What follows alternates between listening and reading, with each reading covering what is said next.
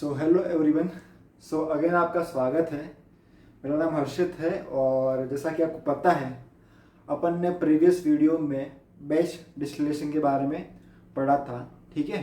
तो उसको कंटिन्यू करते हुए आज हम बैच डिस्टिलेशन के लिए एक इक्वेशन डिराइव करेंगे जिसको हम रेले बैच डिस्टिलेशन की इक्वेशन कहते हैं। तो वो आज हम डिराइव करेंगे। ओके, तो आगे बढ़ते हैं। मान लेते हैं कि अपने पास इस सेटअप में अपन कर रहे हैं बॉयल ऑफ बैच डिस्टिलेशन कर रहे हैं, सॉरी।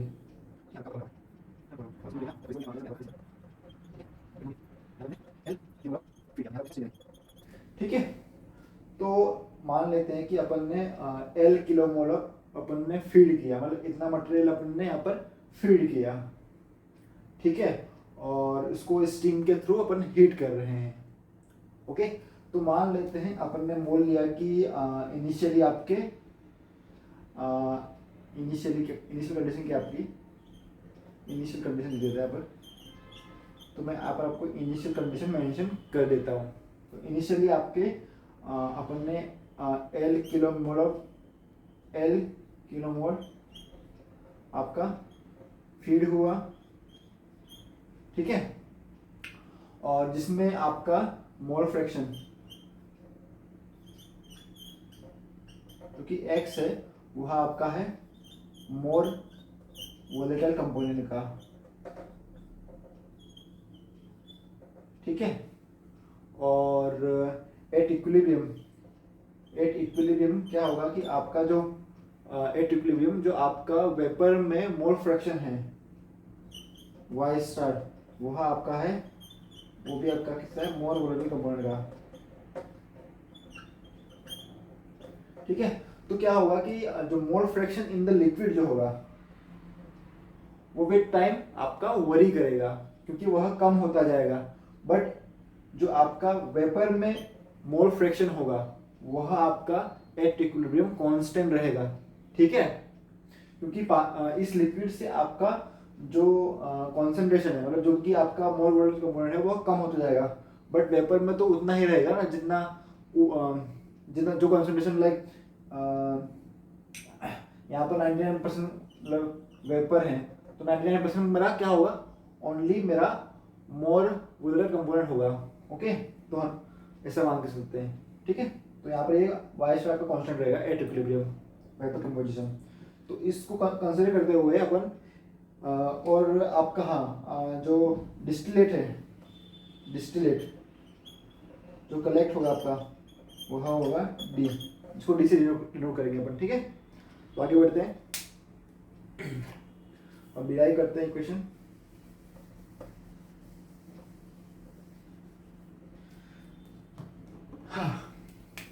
तो मान लीजिए सबसे पहले अपन करते हैं मटेरियल बैलेंस। ओके, तो सबसे पहले अपना जो है वो करेंगे अपन मटेरियल बैलेंस। मटेरियल बैलेंस में क्या होगा कि जितना आपका एल किलो मोल आपका फीड हुआ, तो एट इंस्टेंट मान लेते हैं कि जो डीएल मोल है वो कम हो गए, मतलब डीएल अमाउंट ऑफ मोल कम हुए, मतलब डिक्रीज हुए। इस डीएल अमाउंट एल अमाउंट से डीएल मोल कम हो गए और कितना बना आपका डी अमाउंट ऑफ आपका डिस्टिलेट प्रोड्यूस्ड हुआ है, यहाँ पर डिस्टिलेट प्रोड्यूस्ड हुआ, ठीक है। कम हुआ मतलब डिक्रीज हुआ, तो इसलिए हमने नेगेटिव लगाया यहाँ पर। और अपन करते हैं कंपोनेंट बैलेंस। कंपोनेंट बैलेंस में क्या होगा आपका कि जो आपके मोल फ्रैक्शन है लिक्विड में वह कम होता जाएगा आपका। तो क्या होगा, ये आपका कम होता जाएगा, तो माइनस एल से जो एल अमाउंट में अपना और मास था उससे अपना एक्स जो मोल फ्रैक्शन है वह मोल वोलेटाइल कंपोनेंट है तो वह ले लिया अपन ने। तो इतना आपका जो मास है वह मोल वोलेटाइल कंपोनेंट का है equal to y star into d d. ये क्या, क्योंकि यहाँ पर आपका जो वेपन में जो फ्रैक्शन है वह कांस्टेंट है, मतलब 99% प्योरिटी आ रही तो आ रही है ऊपर, वो आएगी आपकी।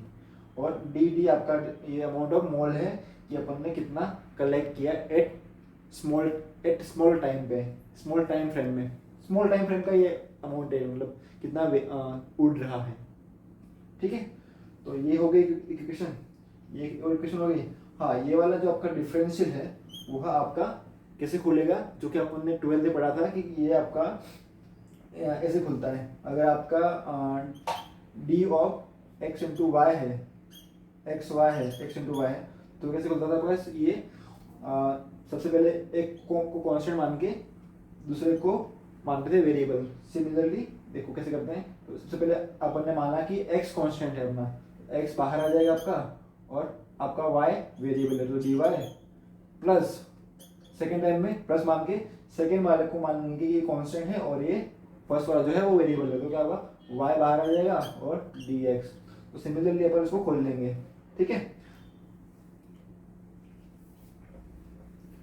तो इसको खोल लेंगे तो क्या होगा आपका ये माइनस डी माइनस, तो सबसे पहले अपन एल को कांस्टेंट मानते हैं, तो आपका सबसे पहले एल को कांस्टेंट मानते हैं तो क्या होगा माइनस, सॉरी सबसे पहले एल बाहर आ जाएगा, तो एल बाहर आएगा और माइनस का साइन तो रहेगा। और मैंने क्या करता हूँ, माइनस के साइन को मैं ब्रैकेट के बाहर रख देता हूँ और इसको खोलता हूँ, तो एल कांस्टेंट, मतलब मैंने माना कि एल कांस्टेंट है मेरा, तो एल बाहर आ गया और मेरा एक्स वेरिएबल तो डी एक्स प्लस इस टाइम पे मेरा x कांस्टेंट है और l वेरिएबल है, तो मेरा क्या हो जाएगा x into d l equal to क्या था अपना y स्टार डी डी। ठीक है, तो ये इक्वेशन आ गई। और इसको थोड़ा सिंप्लीफाई करते हैं, इसको minus l d x plus x d l, sorry minus आएगा, तो माइनस आएगा आपका equal to y star d d. Okay, तो ये हुआ। और क्या आप इस इक्वेशन से इक्वेशन 1 और इक्वेशन 2, क्या आप इक्वेशन 1 को 2 में डाल सकते हैं, ताकि आपके तो इसमें क्या है, आपके 3 वेरिएबल है, 3 है ना, D D D L d x, तो आप इसको थोड़ा सिंप्लीफाई करने के लिए सिंगल वेरिएबल में, मतलब डबल वेरिएबल में कर सकते हो। इसके डिग्री ऑफ फ्रीडम कम करेंगे, तो हम क्या करेंगे, जो आपका डी डी है उसको रिप्लेस कर देंगे माइनस डी एल से। ठीक है, तो मैं यहाँ पर ये जगह नहीं बची अपनी, तो मैं उसको ऊपर लिखता हूँ यहाँ पर। तो अपन क्या कर रहे हैं कि यहाँ पर लिखता हूँ मैं, इसको बता रहा हूँ यहाँ पर। ठीक है, हाँ, तो मैं इसको यूज करके इसमें डालूंगा, तो क्या हो जाएगा minus l d x minus x d l equal to y star into d differential of d क्या था, equal to minus d l था, तो मैं इसको माइनस डी एल से रिप्लेस कर दूंगा, सिंपल। ठीक है, मुझे मतलब ऐसे मैं क्योंकि आपका जो डी एल है वह जो बॉटम मास है वो कम हो रहा है, तो उसको मतलब मैं उसको सिंप्लीफाई कर रहा हूँ उस टर्म में। ठीक है, तो फिर मैं उसको और सिंप्लीफाई करता हूँ, तो मैं क्या करूँगा, जो डी एल टर्म जो है इनको एक साथ ले आऊँगा और डी एक्स वाले टर्म को अलग अलग कर लूँगा। तो मैं यहाँ पर मिटाता हूँ उसको पूरा, तो ये इक्वेशन बन के आई अपनी, इसको मैं कर लेता हूँ। तो अपना क्या इक्वेशन बन के आई थी अपनी, l d x minus x d l equal to y star minus d l, ये बन के आया था अपना इक्वेशन। इसको थोड़ा सिंप्लीफाई करते हैं, तो इसको सिंप्लीफाई करेंगे तो क्या करेंगे कि इस वाले टर्म को मैं इधर ले जाऊंगा।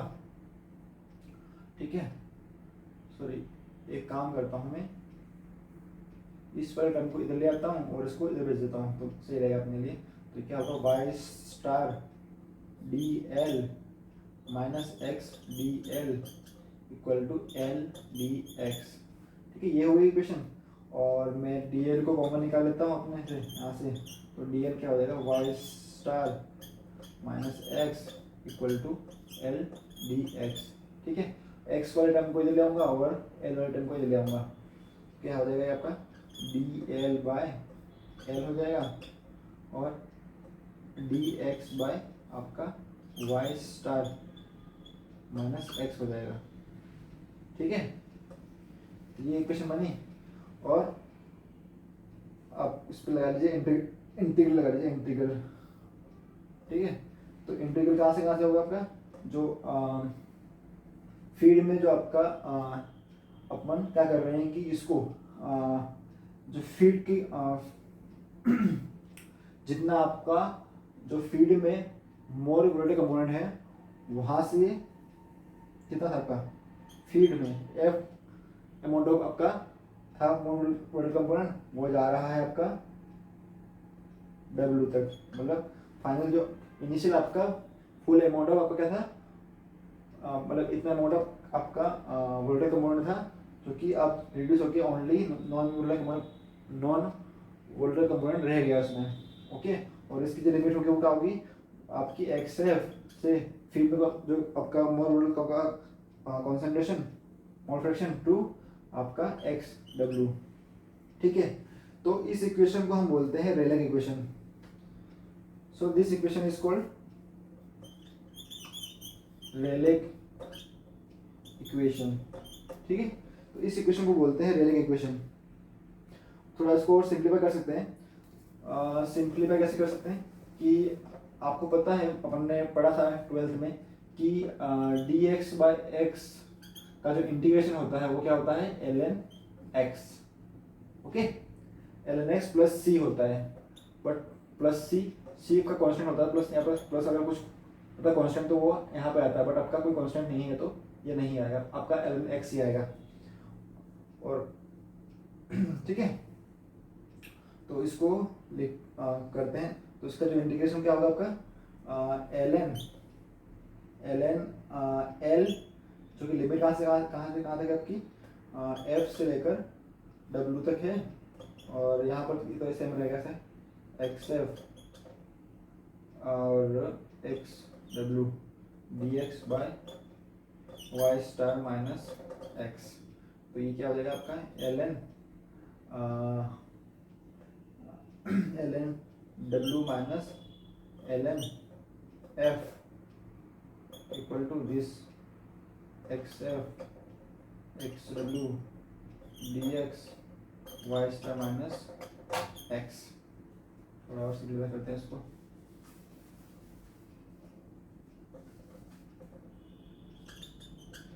अगर आपका जो लॉगरिथम टर्म है वो अगर आपका दोनों माइनस हो रहे हैं तो क्या हो जाएगा, वो डिवाइड बाय जाता है आपका। तो ये किस हो जाएगा आपका ln w by f common में आ गया equal to xf xw dx upon y star minus x। So ये अपने कुछ सिंप्लीफाइड इक्वेशन की आती है, और इसको भी अपन रेलेग इक्वेशन बोल सकते हैं। ये भी रेलेग इक्वेशन है और सिंप्लीफाइड वर्जन में है। ठीक है, तो ये थी आपकी रेलेग इक्वेशन। उसको और सिंप्लीफाई कर सकते हैं, जिसमें क्या होगा कि at ideal condition ideal condition में क्या होगा कि आपका जो आप एट आइडियल कंडीशन में क्या होगा कि आपका जो वाई स्टार है आपका composition of mole volatile component in vapour at equilibrium is equal to alpha x upon alpha minus x.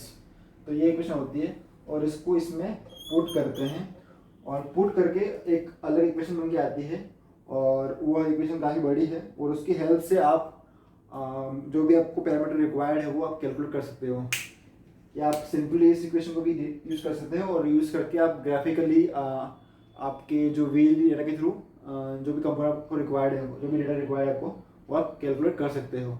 ठीक है, तो आज के लिए इतना ही है, और मिलते हैं नेक्स्ट वीडियो में। बाकी आपको समझ में आ गया होगा। यहाँ पर आपका बेस्ट डिस्कशन टॉपिक कंप्लीट होता है।